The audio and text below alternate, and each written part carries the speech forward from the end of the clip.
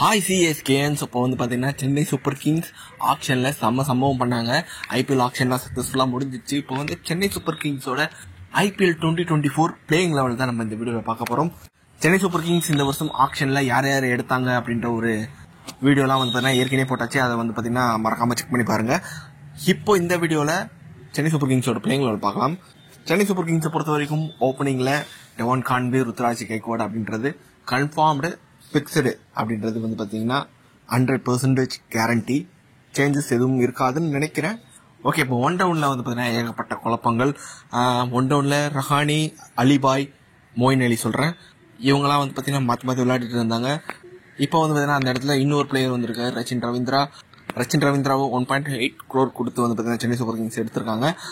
அவர் விளையாடுவாரா இல்லையா அப்படின்றது தெரியல. ஃபர்ஸ்ட் சாய்ஸ் வந்து பார்த்தீங்கன்னா ரஹானி கொடுப்பாங்கன்னு நினைக்கிறேன். ஏன்னா அவர் ஒரு இந்தியன் பிளேயர், ஓவர்சீஸ் ஸ்லாட்டுக்கு ஏகப்பட்ட காம்படிஷன் இருக்குது. அதெல்லாம் மனசில் வச்சுக்கிட்டு தான் வந்து பார்த்தீங்கன்னா மொயின் அலி, ரச்சின் ரவீந்திரா இவங்களுக்குலாம் வாய்ப்பு கிடைக்குமா அப்படின்றது ஒரு டவுட் தான்.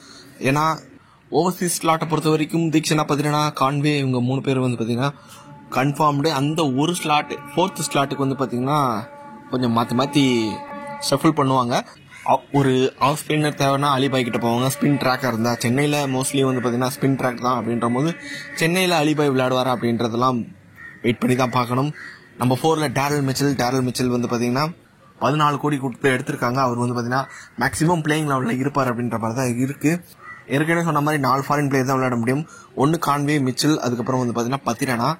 தீக்ஷனா வந்து பார்த்தீங்கன்னா எப்படி யூஸ் பண்ண போகிறாங்க அப்படின்றது தெரியல. அலிபாய் இருக்காரு, ரவீந்திரா இருக்காரு. அப்படின்ற போது கொஞ்சம் வந்து பார்த்தீங்கன்னா மிகப்பெரிய ஒரு காம்படிஷன் இருக்குது அந்த 4th ஸ்லாட்டுக்கு, ஓவர்சீஸ் ஸ்லாட்டுக்கு சொல்கிறேன்.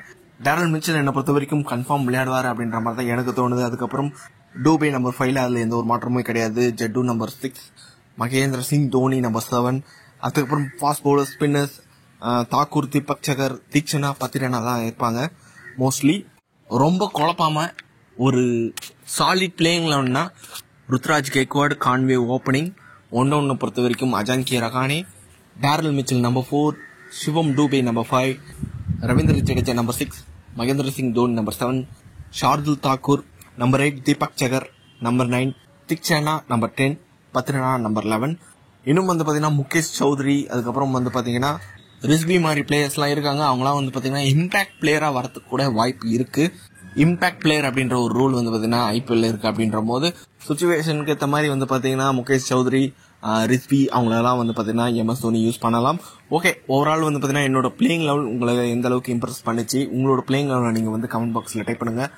இந்த வீடியோ பிடிச்சிருந்தா லைக் பண்ணுங்கள், ஷேர் பண்ணுங்கள். நம்ம சேனலை மறக்காமல் சப்ஸ்கிரைப் பண்ணி வச்சுக்கோங்க.